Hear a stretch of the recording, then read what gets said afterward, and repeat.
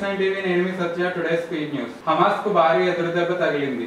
ఆ సంస్థ చీఫ్ ఇస్మాయిల్ హనియా ఇరాన్ రాజధాని టెహరాన్ లో జరిగిన దాడిలో మరణించారు. హెజ్బొల్లాపై ప్రతీకార దాడులు తప్పవని 3 రోజులుగా హెచ్చరిస్తున్న ఇజ్రాయెల్ మంగళవారం రాత్రి లెబనాన్ రాజధాని బీరుట్ లో క్షిపణులు ప్రయోగించింది. హెజ్బొల్లా దాడిలో ఫుట్బాల్ ఆడుతున్న 12 మంది చిన్నారులు, యువత మృతి చెందారు. దీంతో తీవ్ర ప్రతీకార దాడులు తప్పవని ఇజ్రాయెల్ ప్రధాని బెంజమిన్ నెతన్యాహు ఇటీవల హెచ్చరించారు.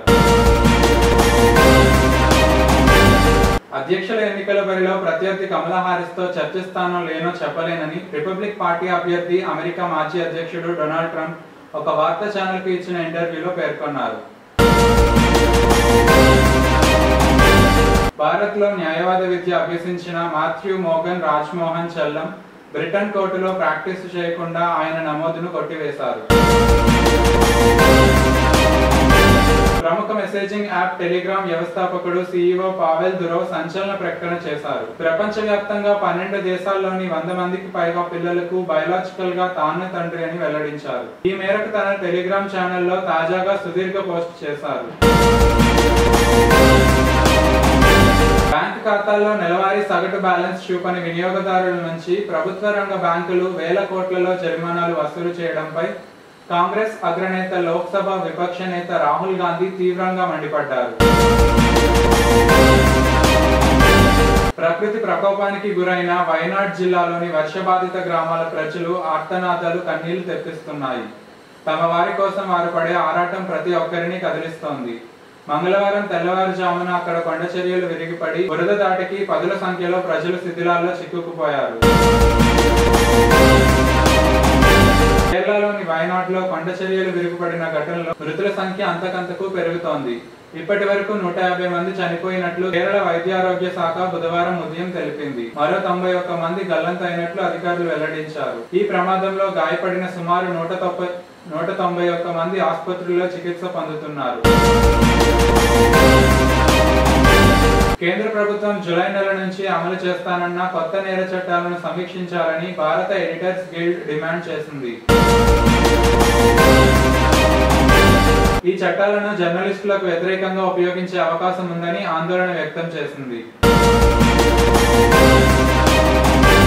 పాకిస్తాన్ల నుంచి ఎదురవుతున్న ముప్పు గురించి వాస్తవాలను పార్లమెంటుకు తెలియజేయకుండా మోదీ ప్రభుత్వం బోగస్ ప్రచారానికి మేకపోత గాంభీర్యానికి దిగుతోందని కాంగ్రెస్ పార్టీ అధ్యక్షుడు మల్లికార్జున ఖర్గే విమర్శించారు.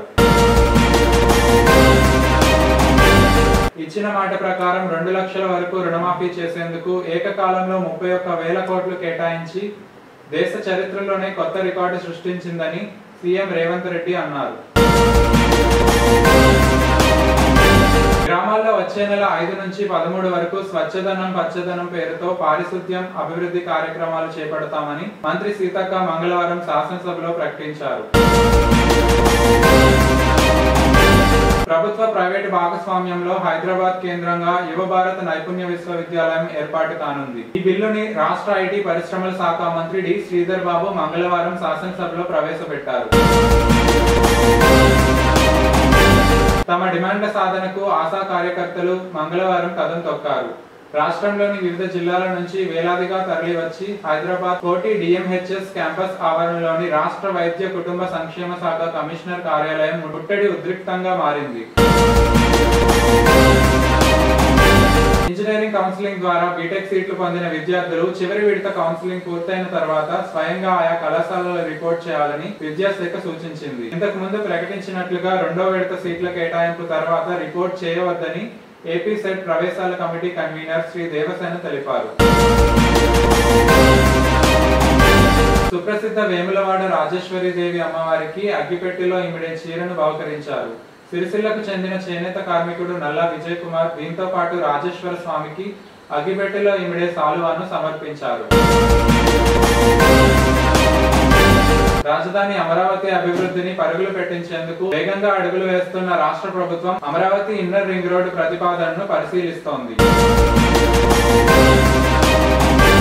కొండ కోణంలో కష్టాలతో సహవాసం చేస్తున్న గిరిజనులకు మేలు చేసేలా ముఖ్యమంత్రి చంద్రబాబు పలు కీలక నిర్ణయాలు తీసుకున్నారు. మంత్రి గుమ్మడి సంధ్యారాణితో కలిసి సచివాలయంలో గిరిజన సంక్షేమ శాఖపై సమీక్ష నిర్వహించారు. రాష్ట్ర ప్రభుత్వం రాబోయే 4 నెలలకు 1,30,000 కోట్ల అంచనా వ్యయంతో ఓట్ ఆన్ అకౌంట్ బడ్జెట్ కు ఆర్డినెన్స్ జారీ చేస్తోంది. ఈ మేరకు రాష్ట్ర మంత్రి మండలి మంగళవారం ఆన్లైన్ లో తీర్మానాన్ని ఆమోదించింది. దీనిని గవర్నర్ కు పంపి ఆమోదం పొందాక ఆర్డినెన్స్ జారీ చేస్తారు. రాజధాని అమరావతికి అమెరికాలోని న్యూజెర్సీలో పనిచేస్తున్న తుమ్మల మధుస్మిత అనే మహిళ 4 లక్షలు విరాళంగా అందించారు. రాజధాని నిర్మాణానికి తన వంతు సహకారంగా ఈ విరాళాన్ని అందించినట్లు ఆమె తెలిపారు. ఈ సందర్భంగా మధుస్మితను ముఖ్యమంత్రి అభినందించారు. ప్రతి ఒక్కరూ రాజధాని నిర్మాణంలో భాగస్వాములు అవ్వాలని సీఎం పిలుపునిచ్చారు. Thank you for watching news 9 TV.